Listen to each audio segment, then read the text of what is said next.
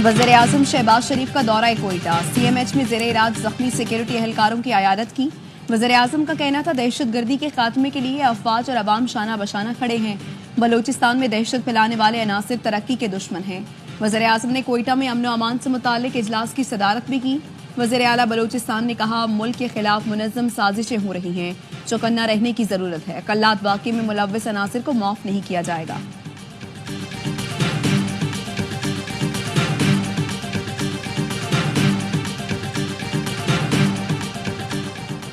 Lahore high court से Islamabad high court transfer होने वाले जज जस्टिस सरफराज डोगर की कमराए अदालत आमद। प्रोसिक्यूटर जनरल इस्लामाबाद गुलाम सरवर ने जस्टिस सरफराज को मुबारकबाद दी। Prosecutor general, additional attorney general और लॉ अफसरान ने फाजिल जज को गुलदस्ते पेश किए। जस्टिस सरफराज डोगर ने तमाम वकला और लॉ अफसरान का शुक्रिया अदा किया। जस्टिस सरफराज डोगर ने चार्ज संभालते ही मुकदमात की समाअतों का आगाज किया।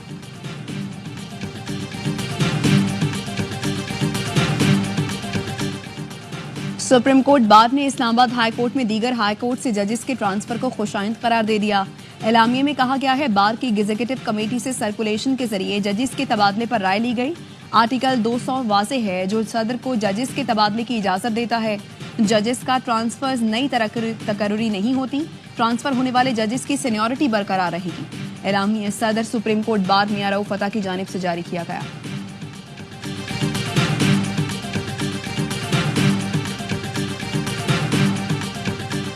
आईनी बेंच ने साबिक chief justice Jawad S Khawaja पर 20,000 रुपए जुर्माने का हुक्मनामा वापस ले लिया। वकील ख्वाजा अहमद हुसैन ने फौजी अदालतों में सिविलियंस के ट्रायल के खिलाफ इंट्रा कोर्ट अपीलों की समाअत में दलाइल देते हुए कहा सिविलियंस का किसी सूरत कोर्ट मार्शल नहीं हो सकता। सिविलियंस का कोर्ट मार्शल मुमकिन होता तो 21वीं तरमीम न करना पड़ती। फौजी अदालतों का तरीकाकार शफाफ ट्रायल के तकाजों के खिलाफ है। फौजी अदालतों में फैसले तक जमानत का कोई तस्वुर नहीं। जस्टिस जमाल मंदुकैल ने रिमार्क्स दिए हमारे सामने सवाल सिर्फ ये है आर्मी एक्ट का इतलाक किस पर होगा। खुदा न खास्ता एक हमला पार्लियामेंट, एक सुप्रीम कोर्ट और एक GHQ पर होता है तो पार्लियामेंट और सुप्रीम कोर्ट पर हमले का ट्रायल ATC में चलेगा और GHQ पर हमला हुआ तो केस मिलिट्री कोर्ट में चलेगा। मेरी नजर में तीनों हमले एक जैसे ही हैं तो तफरीक क्यों और कैसे।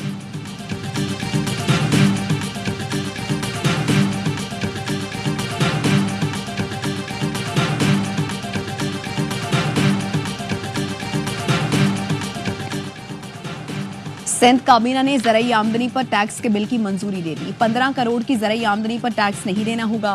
15 करोड़ से 20 करोड़ की ज़राई आमदनी पर सिर्फ 1% टैक्स देना होगा। वज़ीर आला सिंध मुराद अली शाह का कहना था ज़राई टैक्स बोर्ड ऑफ रेवेन्यू के बजाय सिंध रेवेन्यू बोर्ड जमा करेगा। ज़राई इनकम टैक्स में लाइव स्टॉक को शामिल नहीं किया गया। सिंध काबीना के ज्यादातर अरकान ने ज़राई टैक्स के नफाज को सूबाई खुद मुख्तारी में मुदाखलत करार दे दिया।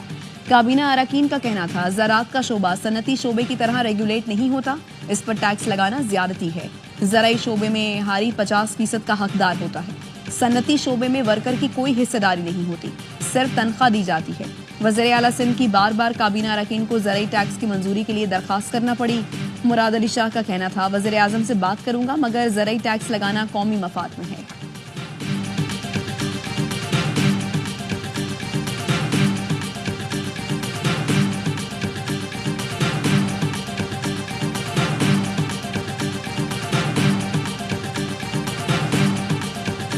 डिजिटल मीडिया के ऊपर ना एडिटोरियल कंट्रोल है, जिसका जो दिल करे तो सहाफत की आड़ में सहाफत को बदनाम करने, जो डीप फेक है, जो खवातीन की हरासमेंट होती है, दिन रात सुसाइडल टेंडेंसीज बढ़ गई है माशरे के अंदर। क्या FIA में कैपेसिटी है कि FIA इन क्राइम्स को डील कर सके?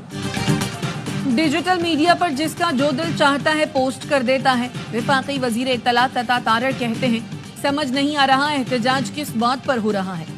सहाफत की आड़ में सहाफत को बदनाम किया जा रहा है। पी का कानून आजादी इजहार राय के लिए बनाया गया, कोई एक शक बता दें जो काबिल एतराज हो।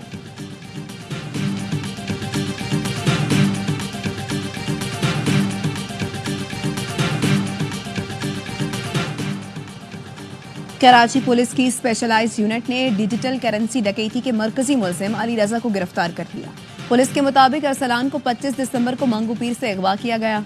अगवा में मुलव्विस अनासिर ने 9.5 करोड़ रुपए की डिजिटल करेंसी लूटी।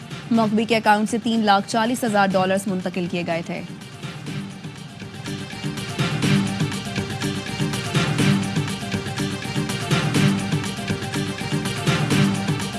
8 फरवरी को स्वाबी के मुकाम पे हमारा प्रोटेस्ट होगा। ब्लैक डे हम लोग मनाएंगे। बाकी जगहों में जो मुकामी तंजीमें हैं वो खुद भी करेंगी। नेगोशिएशंस के हवाले से जो पाकिस्तान तहरीक इंसाफ और हमारे इत्तेहादी साथी थे, इनके हाथ में कुछ है नहीं। ये इंस्टॉल्ड गवर्नमेंट है। इस वक्त हालात मुल्क के इतने तशवीशनाक है कि मैं आपको बता नहीं सकता। 8 फरवरी को सवाबी के मकाम पर पीटीआई यौम स्याह मनाएगी। ऑपोजिशन लीडर कौमी असम्बली उमर अयूब का कहना है मुज़ाकरात के लिए मुसल्लत करदा हुकूमत के हाथ में कुछ नहीं है। बलूचिस्तान के हालात खराब हैं। शहबाज शरीफ में हिम्मत नहीं कि वो कौमी असम्बली में तकरीर कर सके।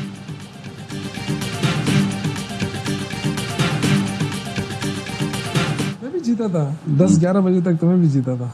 अच्छा। और फिर डीसी साहब ने कहा कि एफिडेविट दे दो।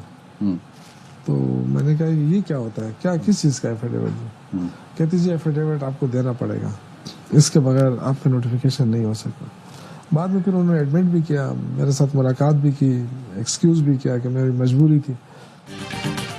इलेक्शन में पीटीआई के 35 के करीब अरकान असम्बली ने हल्फनामा देकर कामयाबी का नोटिफिकेशन लिया। रहनुमा तहरीक इंसाफ शौकत यूसुफजई कहते हैं 11 बजे तक मैं भी जीत रहा था, मुझे हल्फनामा देने का कहा गया, मैंने इनकार किया। मैंने कहा ऐसे कागज को नहीं मानता, वोट पीटीआई का हो और बात किसी और की मानूं। तहकीकात की जानी चाहिए। 26 नवंबर को समझानी जाने या ना जाने की बात कैसे और क्यों हुई, ये शोशा किसने छोड़ा था?